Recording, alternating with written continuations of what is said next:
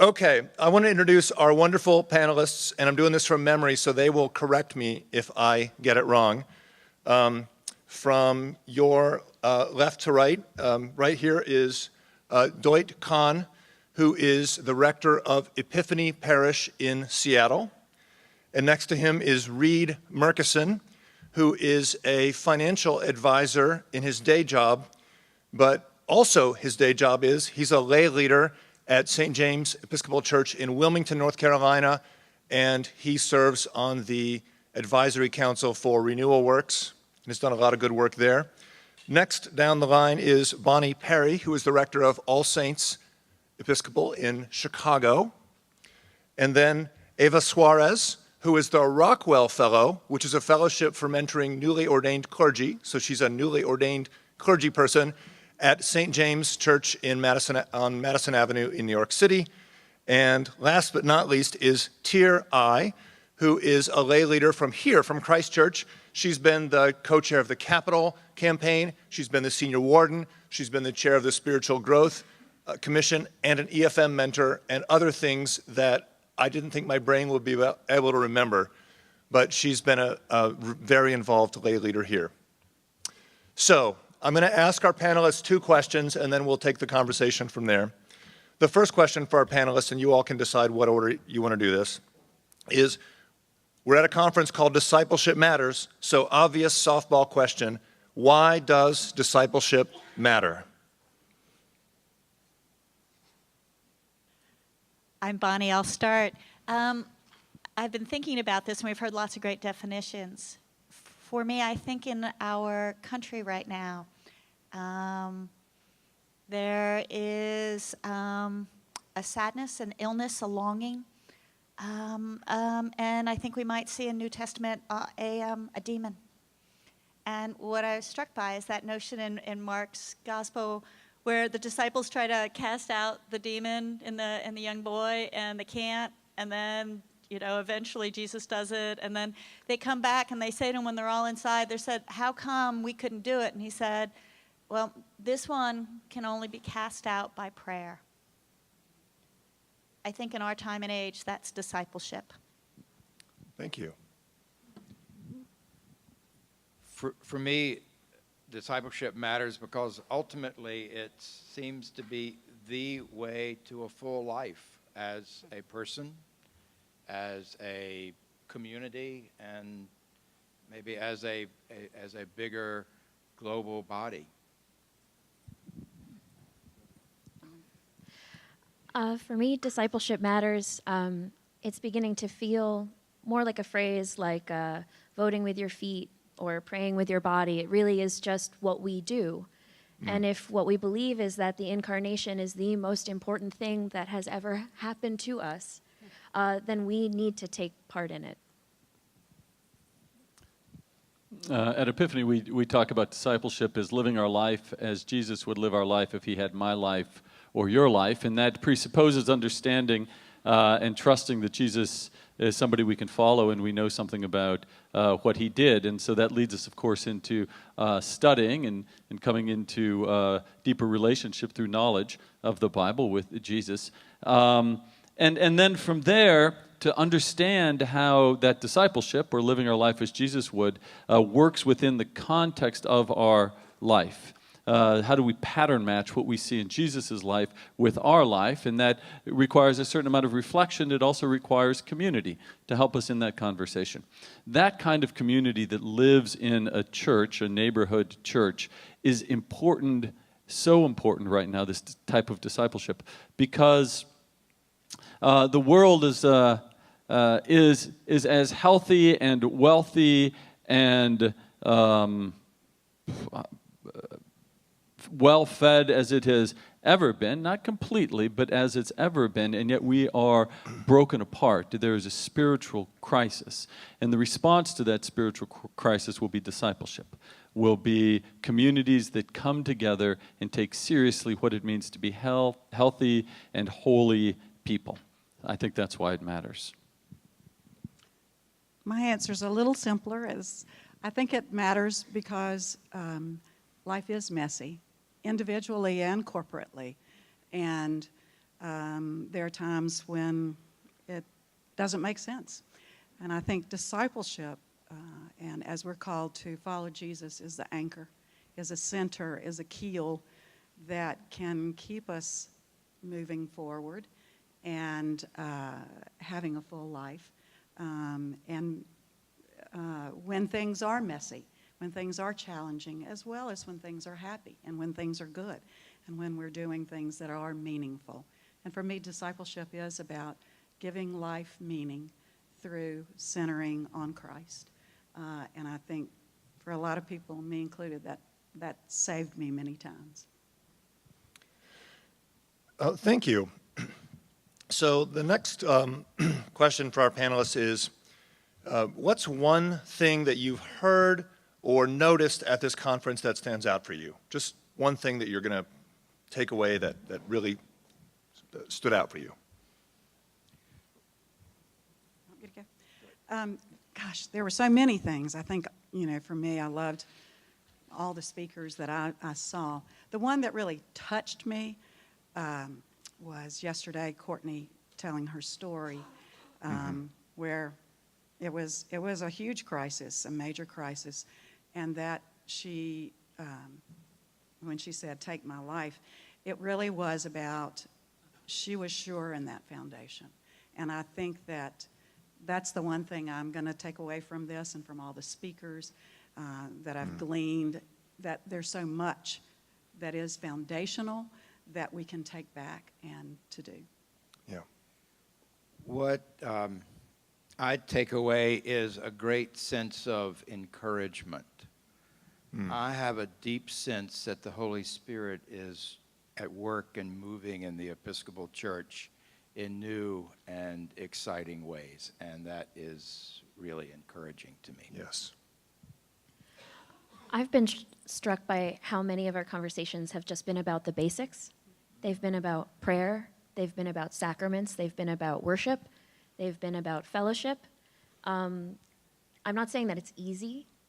I keep meeting that sort of version of spiritual leader who goes like, "It's that simple, folks," and it's like, no, not easy, but basic. How it really is about going back to the core parts of who we are.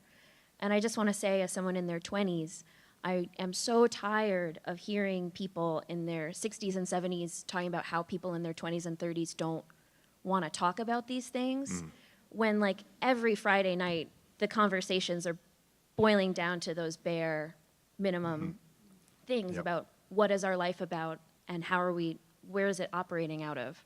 Like at bars, that's what people in their 20s are talking about. So if we think that we don't have something to offer them, we are so wrong. So basics. Yes. And I think to play off of that, what I keep hearing is, Bonnie Ann, you could risk going deeper, couldn't you? I've been encouraged by all of the different ways in which we've talked about discipleship, particularly around the spiritual exercises. It seems to be cropping up in all corners of our church, and I think it's what our generation of Episcopalians will be known for, and I think it matters, and it's well-timed. So when I started at, everyone spoke, right? Okay. When I started at Forward Movement a little over 7 years ago, I went to our first meeting of the board of directors, and I started talking about discipleship. And a few of our board members pushed back on the word. We don't like that word. It has baggage. Well, some people were concerned that it has baggage and people have pain associated with the word discipleship. And other board members were concerned that it was inside baseball language, that it was too obscure and we should use other language. And I kept saying, fine, I don't care. I'm attached, I'm head over heels in love with the concept. The word I don't care about, give me a better one, and nobody ever did, so I kept talking about discipleship. I'm curious because last time, this is the 4th Discipleship Matters conference we've had. Last time, I haven't seen it this time, I noticed on our social media a few people who were noticing the post about the conference. I saw a few comments. Well, that's a nice conference, but you shouldn't be using a churchy word like discipleship.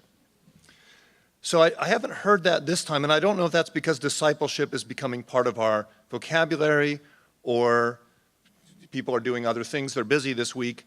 But I'm curious for our panelists, if any of you would like to speak about the word discipleship. A couple of our plenary speakers addressed this, but is this a word that we should get behind because it really has a meaning and a purpose and it's helpful for us? Or is it language that we should jettison because we're concerned about being followers of Jesus? I can remember when we used to have those conversations about, we used to call it the E word, evangelism. Yes. And somebody asked that question yesterday, and I thought that's so interesting that we still, what we call things and what our language is. And the more that I think we say it, the more ingrained and embedded it becomes, and the more purposeful it is. Yes. I'm partial to it. I think it's great that we're getting behind it. I think we've been reticent to do that in the past because we didn't want to put anybody off.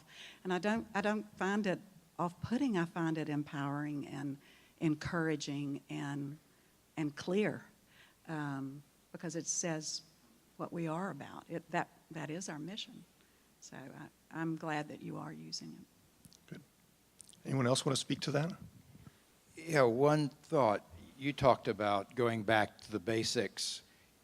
I'm probably a white-haired dinosaur, but I think that there's some real value in going back to some of the basic churchy words like discipleship and sin and grace. Preach. Because they have meaning. And if we actually, like you've done so well in your church, get people to understand what's behind the words are fine. I think that's sort of a key thing. I would say we don't use the word discipleship much up in Seattle. And when we do, we have to be really careful about defining it. There's an interesting article that's come out recently about people in America losing understanding of Yes. Mm-hmm. Yeah. of religious words. And so I think we have to be pretty clear about what these words mean. And sometimes it's best to start with clarity of meaning and then give them the word later. So as people move into their life in relationship with the church and become better accustomed to what we're doing and why we're trying to do it, then to introduce them to some of the ancient language like discipleship as a way of giving them sort of a bedrock tie to our deep ancient tradition. So we try to lead with, this is a way of living that changes you little by little over time, and it's based on who Jesus is, and it's got a pretty good track record, so let's step into that. And then maybe after a while being in that space, we'll turn around and say, that's called discipleship. And that's what we've called it for a long time. So for us, actually, it's not a leading edge word. It comes a little bit later in the conversation. So if I show up at Epiphany, how do you lead me into that language? You talk about spiritual exercises or other words? Well, we talk about Epiphany being a gym. A gym, okay. So we're gym, right? Who's been to a gym? Who? Come on. Like 3 of you have been to a gym. Okay, so for you, it's about the spiritual workout, and then they start getting that. I've been to a gym, right? Yeah, right on. So that's our language. And Eva, you were going to say something. Oh, I was going to say that it's nice for the church not to be afraid to talk about what it's talking about, to not feel the need to equivocate about who we are. Jesus and his 12 disciples has been an enduring concept, and there's a reason that we didn't switch over to like Jesus and his 12 pals. Like we're doing a thing, and it's a relationship between us and between God that is deeper and does sort of call upon us more than the other friendships and relationships in our life might. And that's actually one of the things that makes it attractive. That's why gyms work, accountability. Yeah. Right, absolutely. Yeah, I like that, the church being purposeful, to mean what we say and say what we mean. To coin a phrase, let your yes be yes and your no be no. I think I read that somewhere. So who has... Hey, Scott, Yeah, I'm going to sorry. dissent. Oh, I'm going to please. say I don't like the word, and I don't use the word, and it wouldn't work in my context. And I'm going to say sin, and I'm going to say grace. And then I'm going to talk about how we follow Jesus and how we follow God and how we live it in our lives. And if I say discipleship where I am, people are going to stop listening to me. Can you say more about why they'd stop listening? Why doesn't it work in Chicago? I'm just saying in our context, Sure. as I experience it, those are words that people have that they have given over to a very conservative end of Christianity. Sure. And I'm really clear. I stand for the Marine Corps hymn, and I will not let go of the flag, and I don't want to let go of the Bible and all of that sort of thing. And Right. I'm going to find my ditches that I'm going to die in. Absolutely. And I'm not going to use a word because I think everything is about topic sentences. And if that word is in the first sentence, people aren't going to hear my second and third one. Right on. Yeah, I think it sounds like you and Doyt are actually not all. I don't think you were dissenting too much from what we're saying. That's right on. And I think, by the way, that's. I also read somewhere, if I can, to be all things to all people, that we have Then to. you're no one to not many. Yes, it's about communicating the truth in the way that we need to communicate it. So, so thank you for getting my attention. I told them if I didn't see that they were going to speak to jump up and down or stomp or whistle or something. So who here has a comment or a question? And maybe what'll work for the live stream is, oh, Matt's got a mic. Okay. Who has a comment? Just raise your hand and we'll get you the mic. Comment or a question?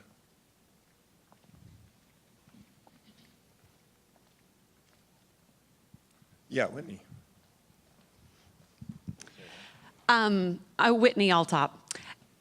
Hearing from everyone over this time is reminding me of something I learned from the Right Reverend Stephen Cottrell, who's the Bishop of Chelmsford, England, when he talked about the work of the church and brought up that E word, evangelism. And he said, so often we think that what we have to do is connect with people and convert them. And he said, that's not our job. God does both of those things. But the work of the church is to grow and to equip in this cylinder of this circle of faith development, which I found really liberating. I thought, oh, wow, I love the growing part. I love the equipping part. I've been intimidated by trying to say, hey, this is Jesus, so that was nice to be let off the hook for that. But one of the things that he stated, and I need to ask him where he got his information, was that from that moment of connect to that time of conversion or commitment takes between 4 and 5 years. And that just really helped me live into this process of discipling people and not to get, nervous about the length of time all of this takes. And if any of you have anything you want to, if that reminds you of something, it'd be great to hear. Please. So what I've noticed is if you create a gym for the human spirit and people come there and begin to work out, whether they know it's happening or not, and that's the reality, I think, of spiritual exercises, is that you are changed whether you believe in them or not. They change you. Like lifting a weight, right? You lift the weight and it changes your arm. But here's what happens. When folks start to feel their spiritual shirt get tighter because their muscles are growing, there will be a certain level of discomfort. And at that point, a choice has to be made. And the choice is, do I step into this and change my God-given garment to be more comfortable in this environment, or do I stop coming? Right? Now, they might not know what's happening. They might not understand why they're feeling discomfort, nor why they're deciding to stay home more and more. But as we walk down this road of inviting people into spiritual transformation, and as they begin to change, they will have to make a decision. Do I want to live in God's kingdom, or do I want to live in my kingdom?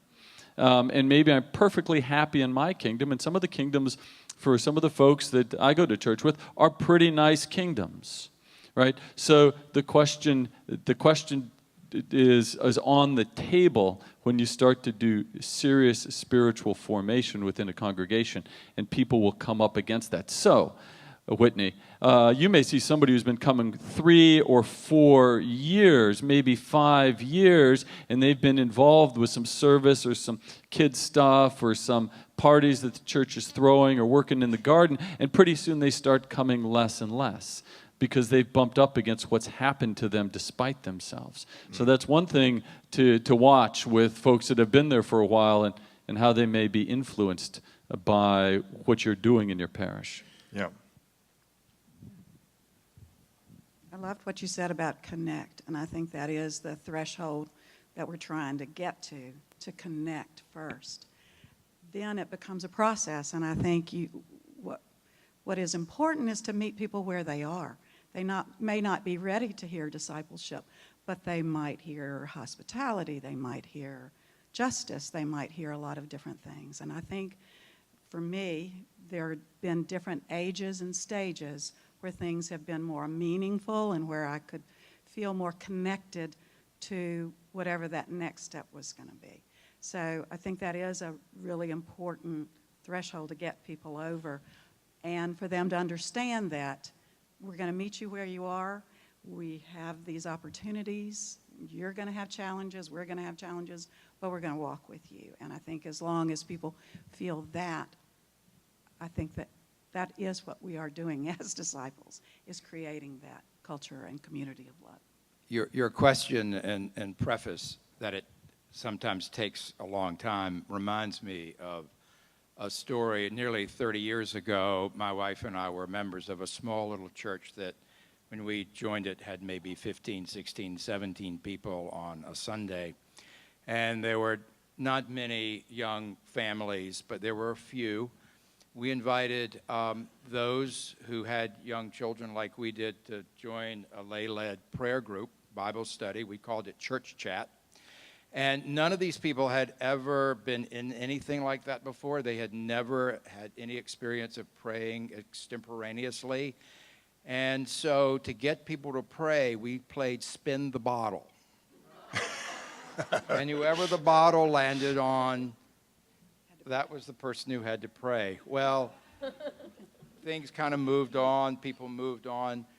Some of those people have become major leaders in their respective churches. Some have not. But you never know. You never know what grows from the seeds that are planted. And I love that idea that it's God who converts. We don't do it.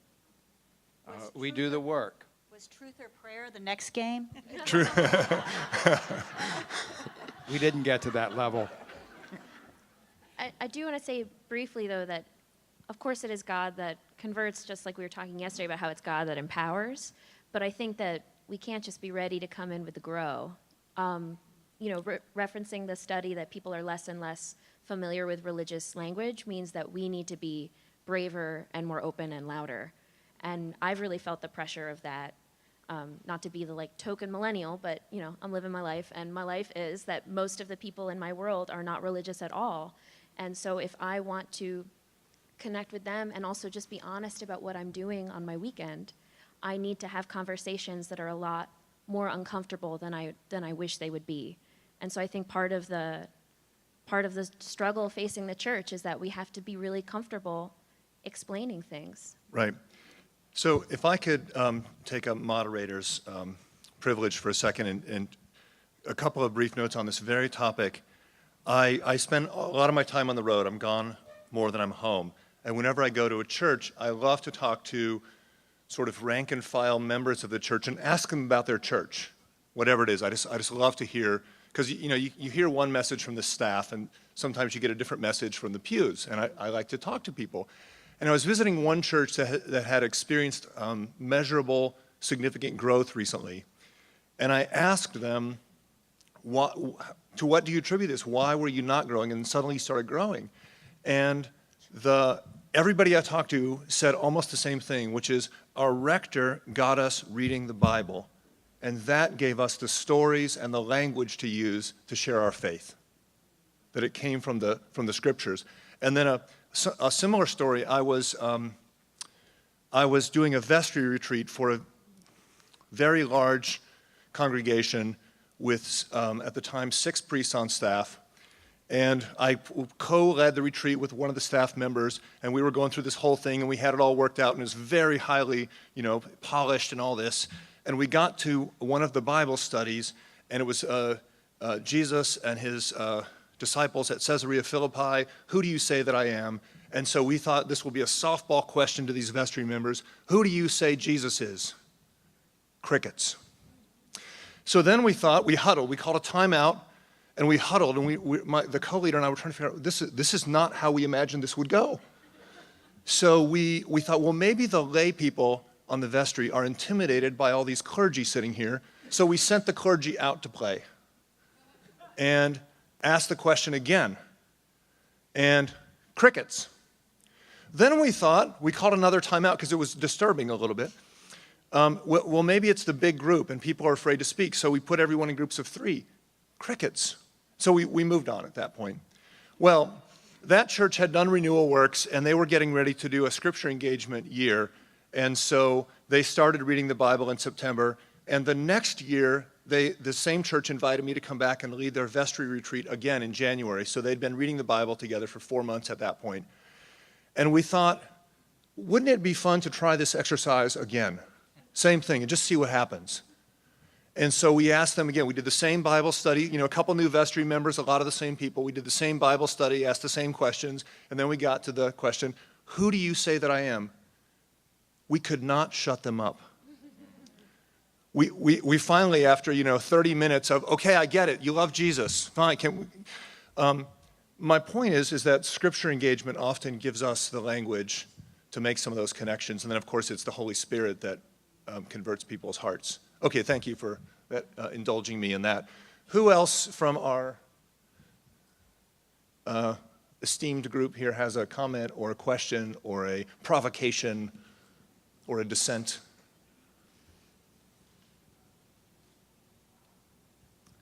Anyone else have a? Oh, good, okay. This is just more of a practical question, but I'm wondering, what do you do to speak to the world to make sure that they know that the place that they're coming to, your place, is a place where they will grow? How do you make that message clear in language that can be heard? So my first Sunday at Epiphany, at the announcements or after the piece, I said, wherever you are in your spiritual journey, you have a place at Epiphany. And I didn't write that out. I don't know where it came from. And maybe you say something similar in your church. But that was reinforced vigorously by the congregation. They liked it, and now it's part of the liturgy. There's not a service that happens where that isn't said at the piece. So that's an important part, and it's sort of become our mission statement de facto, since we don't have one. But if you'd ask anyone in the parish, what do they think of when they think of Epiphany, they'll say, wherever you are in your spiritual journey, you have a place at Epiphany. So it's repetition. It's finding a way of saying that sort of gets broad exposure or something like that, that creates a big, wide open space of invitation. That's what we do.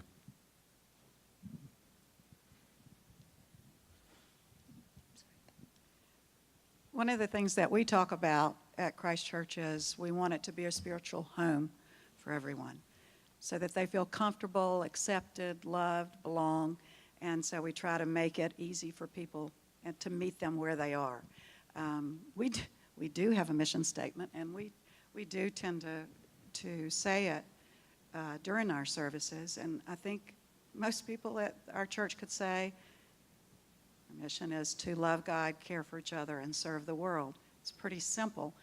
But I think the repetition of that, just like you were saying before, meet you where you are, the repetition does start to get embed in the culture and in the community. I think most people could say Christ Church is about being a spiritual home to people, and that you find what feeds you in that room. But it is kind of just like reading the Bible and the lectionary. It is repeating that, repeating the prayers, repeating the liturgy, and repeating who we are and what our community is about. Can I put Eva Suarez on the spot here a little bit? And would you tell what Brenda Husson does every Sunday about Bell Tower? She's amazing. We have a Start Here card that was designed by our incredible communications director, Chris Vayon, who is somewhere. But Brenda gets up. Brenda's our rector. She's beginning her 23rd year. She gets up at the beginning of every service and sort of holds up the Start Here card and says, this is in your pew. And she gives an intentional welcome speech. She says, wherever you are in your life with Christ, we want to know how to come alongside you in that journey. And then she says, after the service, you can meet me at the bell. We have a bell in the back of the church. Or if it's not going to be her that day, it's Zach, who is our associate rector for hospitality and new members, and I forget his exact title. But there's always going to be a clergy person to meet you. You have been told their name.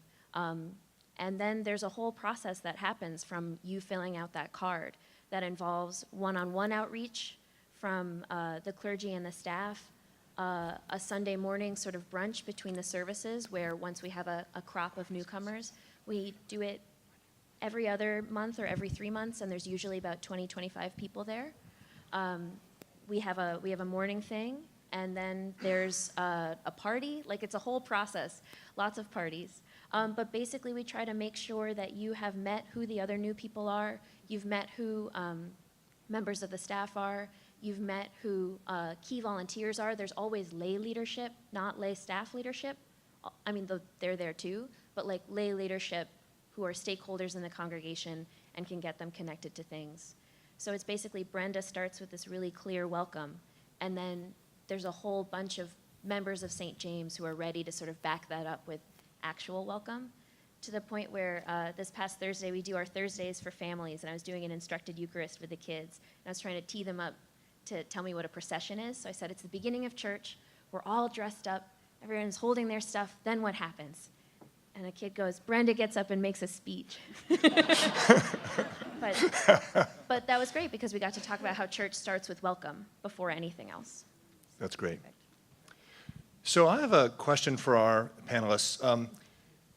We're focused on creating a culture of discipleship, and all of you are leaders, lay or clergy leaders. We worry about other people's discipleship, but you are also disciples. So I know that all 5 of you could talk at great length about your own practice of discipleship, but I want to ask you to give us a tweet. What's one essential thing that you do to attend to your own journey as a disciple of Jesus Christ?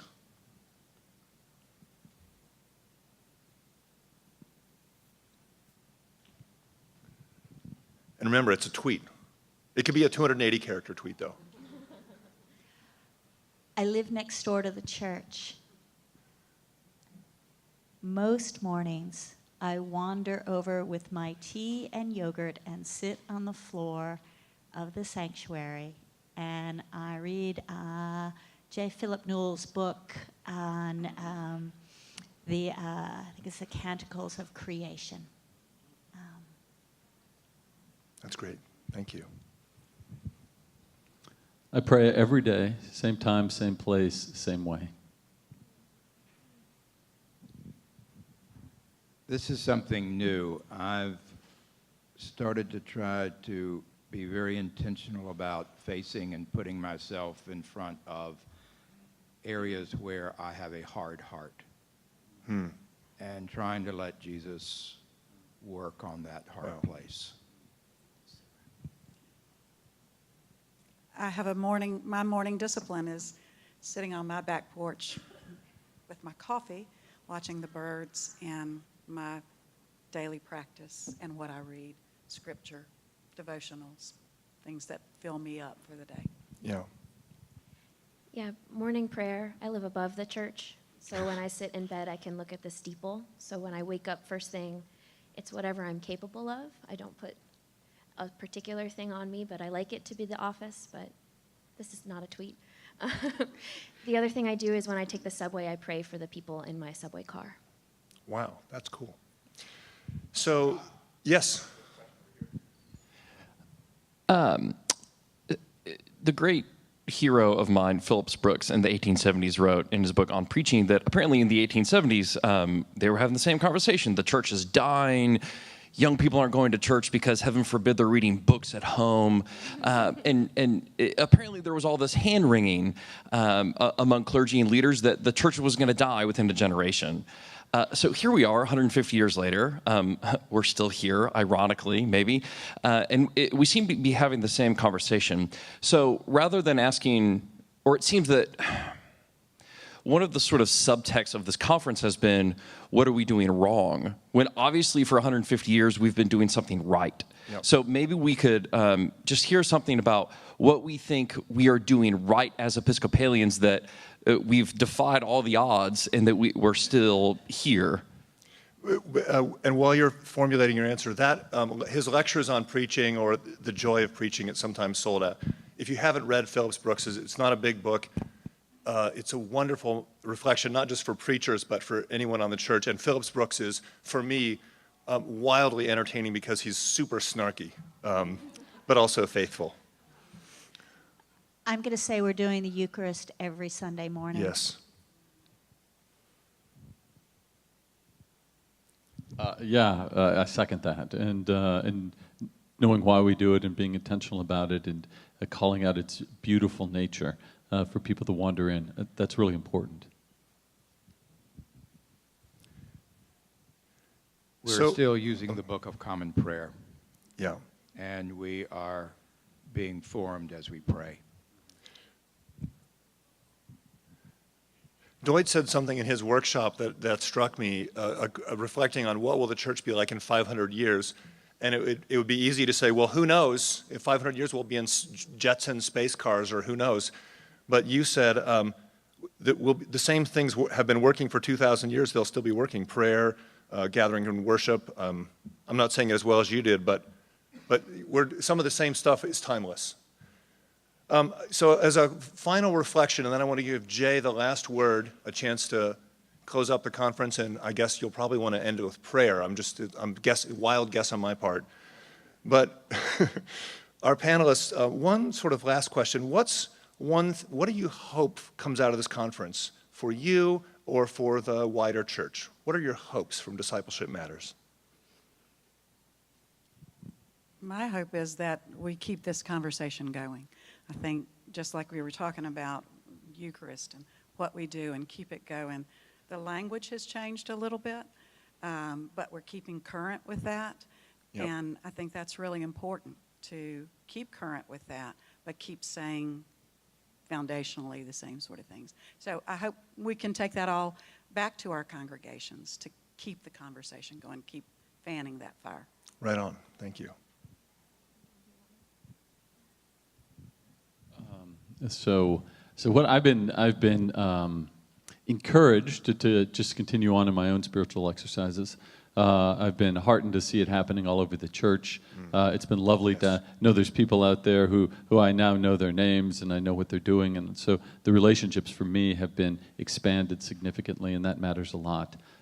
So it's been just a huge good news event in what I'm seeing happening in people's churches, but also in the leadership, because we lead through our own example of stepping into this. And so to see leaders who are practicing the way you're practicing is really, really good news for the church. I was going to say something very similar. My hope is that all of us who are leaders, whether we're lay leaders or clergy leaders, that, as I think Bishop Robert Wright said, we would do our own work. And encourage each other in that. I'm really struck by, I just adore the Christian Essentials workshop, and I want to take it back, and I'm really excited about that. So thank you very much. I think a sense of excitement is what I'm excited to take back.